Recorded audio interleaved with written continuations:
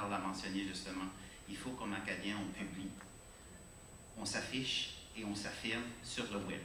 Je pense qu'on a peut-être peur, on a peut-être des inquiétudes, alors il faut le faire. La deuxième chose qu'on est très coupable, on ne collabore pas. On garde nos choses privées, on n'échange pas. On a plus de 900 000 ressources, je sais, nous donne comme contre-exemple au ministère. C'est tout caché derrière, un espace de collaboration fermé que l'on appelle SharePoint, un portail. On ne collabore pas en tant que francophone, non seulement au Nouveau-Brunswick, mais au niveau de l'Atlantique et du Canada et du monde. On vit les mêmes choses, on a des apprenants et on devrait échanger et collaborer davantage. Alors, un, il faut s'afficher et publier davantage, et deux, il faut absolument qu'on se réseaute de meilleure façon et échanger nos ressources.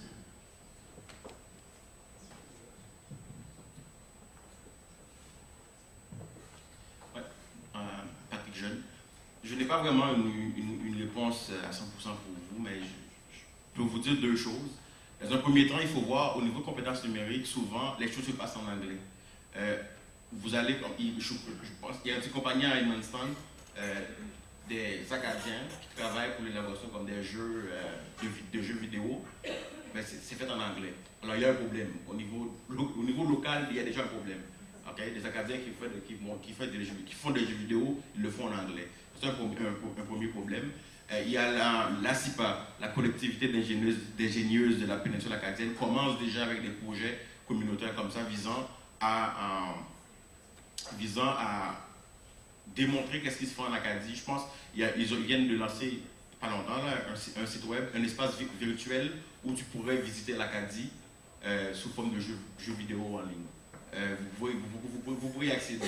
Mais c'est vraiment une préoccupation que lorsqu'on va sur le web, vraiment, il y a ce manque d'identité-là en ligne. C'est juste... Je vais comprendre peut-être 2 minutes encore. On sait que l'Université de Moncton a déjà une application sur iPad, ce qui est super, parce que les autres universités ne l'ont pas encore. Mais je suis contente d'entendre, par exemple, le mot du ministère de l'Éducation. Je pense qu'on a déjà collaboré. Moi, je viens de l'île du Prince-Édouard. J'en ai parlé avec l'Université de Moncton. Ils m'ont dit, oh, c'est un très beau projet, viens, on s'assoit. Et ils ont pris ça en main.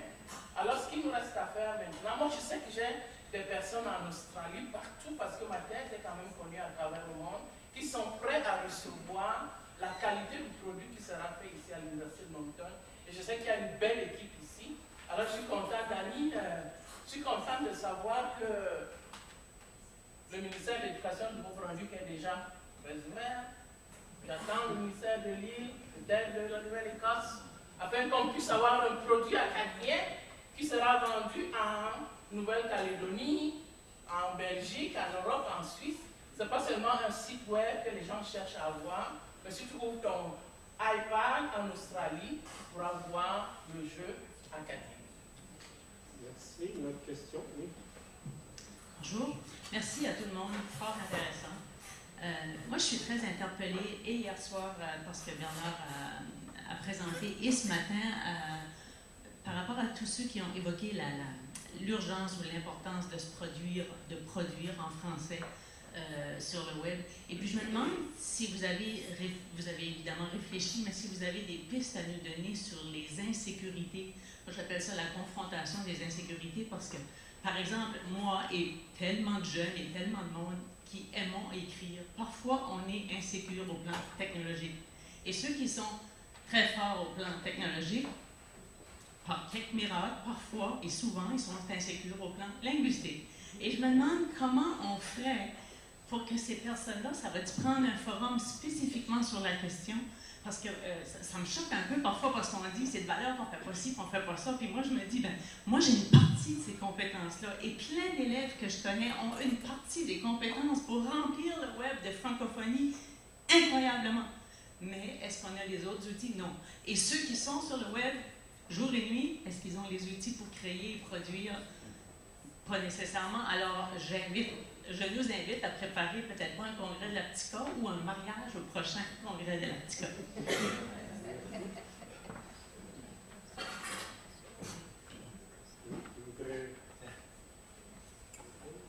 Je pense comme trop longtemps nous avons traité des technologies comme celui-ci encore.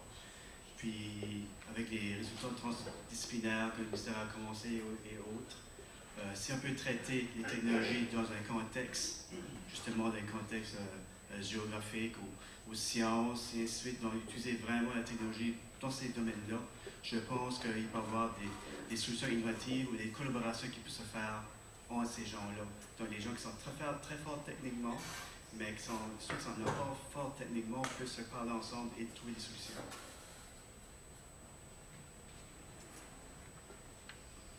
La seule chose que j'aurais peut-être ajouté, c'est que peut-être au moins au niveau des jeunes dans le système scolaire, mais dans des entreprises, que dans la même étude qu'on avait faite, j'ai mis l'emphase sur les différences entre les entreprises en région métropolitaine et celles en région rurale. Mais une autre des différences clés, c'était que les entreprises francophones, gérées par des francophones, étaient moins aptes à utiliser les technologies de l'information.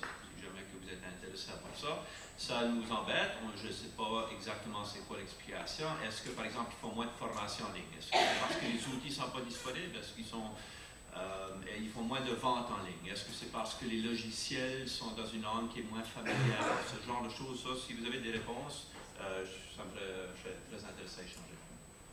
Merci beaucoup. On prend la dernière question. Je ne sais pas si c'est une question, une critique ou une observation.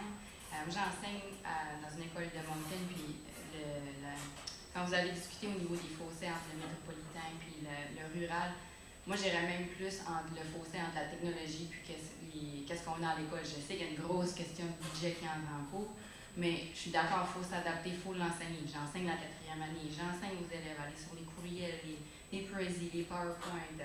On parle de la sécurité.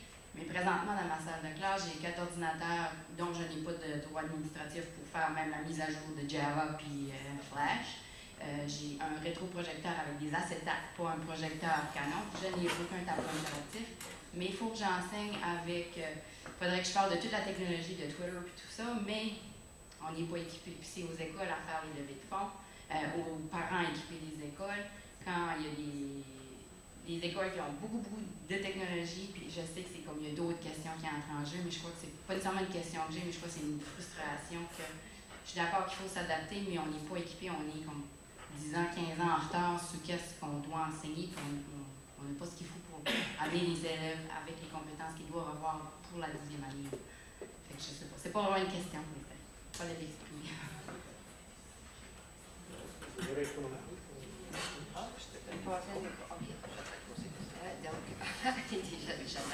Justement, je voulais parler d'attaque.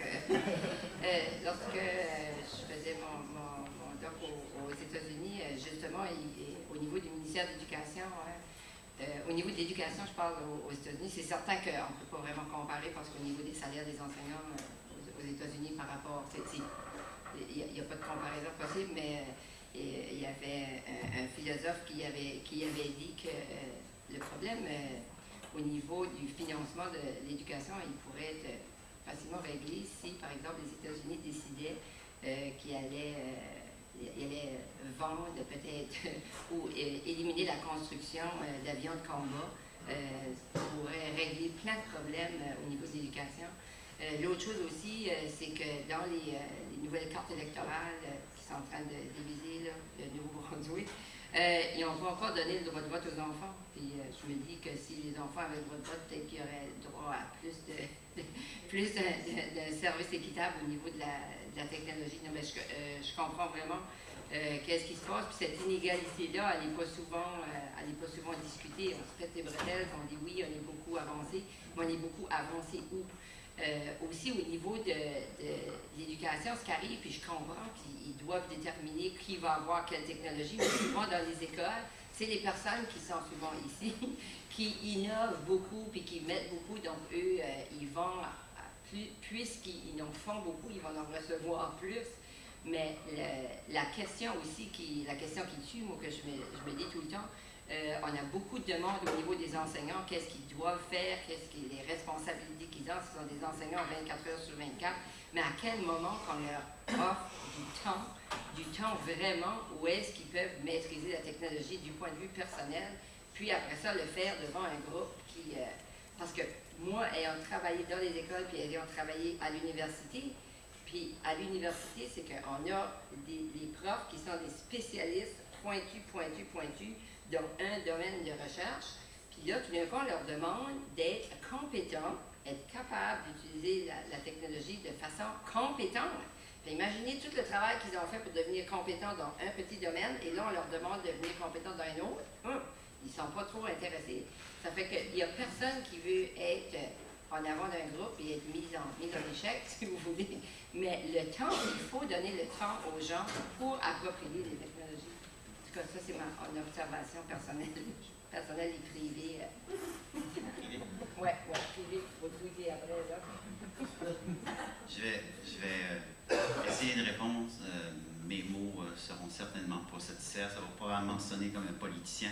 Mais deux conseils, perspective, et également perspective du sens qu'on n'en aura jamais assez. Moi, je n'aurais jamais assez si j'étais encore en salle de classe. J'en voudrais tout le temps plus. J'ai l'impression que je serais pire que mon ado qui veut tout le temps quelque chose de nouveau. Mais quand on regarde à l'échelle mondiale, à l'échelle internationale, Bernard en a vécu plein, on a tellement de technologies que souvent je me demande si eux, ils en font beaucoup avec peu, puis si nous, on en fait peu avec beaucoup. L'autre chose, il faut aussi, c'est une question de discours. J'ai rarement vu des projets refusés lorsque l'intention pédagogique était très claire et noble. J'ai vu des DG, des DE, des sous-ministres, des ministres se défaire pour trouver les moyens d'offrir des technologies. Et si vous demandez pour un iPad, vous n'allez rien voir. Si vous demandez pour un projet pour améliorer, je ne sais pas, mais la phonotique chez vos élèves, si vous demandez que vous voulez améliorer vos résultats d'apprentissage sur les examens des ministères parce que vous êtes le dernier de la province au niveau de la littératie orthographe grammaticale, puis pour ça, ça ouvre des portes. Donc, discours et perspectives. Merci beaucoup, Marc-André. Là-dessus, je dois terminer parce que ce débat, le débat est lancé pour le reste de notre congrès. Et un grand merci à nos participantes et participants. Et merci à vous tous aussi d'avoir participé à ce débat. Merci beaucoup.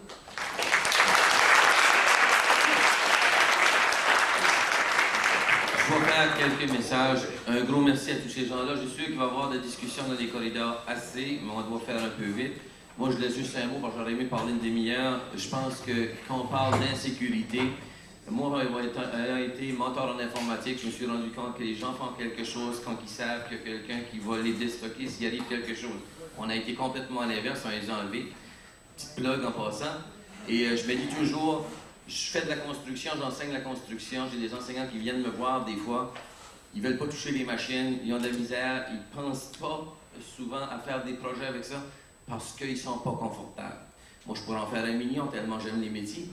Parce que j'ai la connaissance. Mais quand on n'a pas la connaissance, souvent on nous demande « trouve-moi de quoi faire avec, je vais te l'acheter ». Mais c'est comme un double jeu.